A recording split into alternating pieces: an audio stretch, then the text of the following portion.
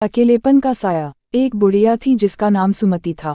उनके पति की मृत्यु के बाद उनके बेटे और बहू के पास एक छोटे से घर में रहने लगे। दिन बिताते सतरते उनके बेटे और बहू बीच के दौरे में दूरियां बढ़ गईं।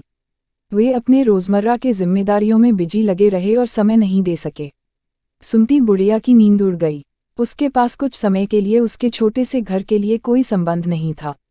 वह दिन रात अकेलेपन का सामना करती थी। आंखों में फूल थे, किसी से शिकायत करने का अधिकार नहीं था। एक बार गांव का एक बड़ा मेला आया। सभी लोग मेले के लिए तैयार हो गए। सुमति भी सोची कि वह क्यों न मेले में जाए, रोज की तरह कुछ समय के लिए भूलकर खुशी का अनुभव करें। उसने गंभीरता से एक सुंदर सा सैलून परिधान और बालों को सजा संवरकर मेले की तरफ छोड़ दिया। वहां देखते ही लोगों के चेहरे पर मुस्कान थी। उनकी हंसी देखकर सुमति का दिल खुशी से झूम उठा।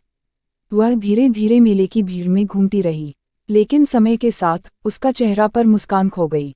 वह रंग बिरंगी दुनिया में भी अकेलेपन का एहसास करने लगी।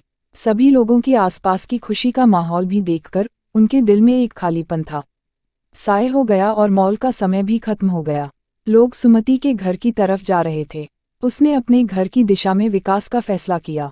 जब वह अपने छोटे से घर में आई तो उसे वहां अकेलापन और अधीरता भी अच्छी लगी। सुमति अपने फूलों को रोक नहीं पाए और धीरे धीरे रोने लगी। उसने अपने दिल की बातें भगवान से कहना शुरू कर दिया।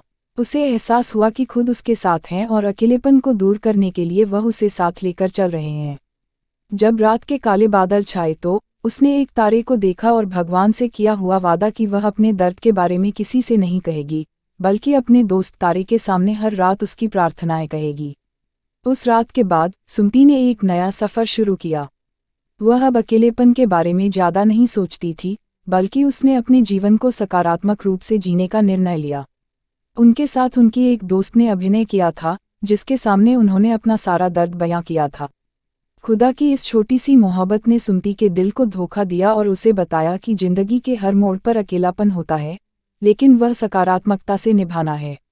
सुमति ने अपने फूलों से खुद को मुक्त कराया और जीवन को नई उड़ान की सजा का फैसला सुनाया।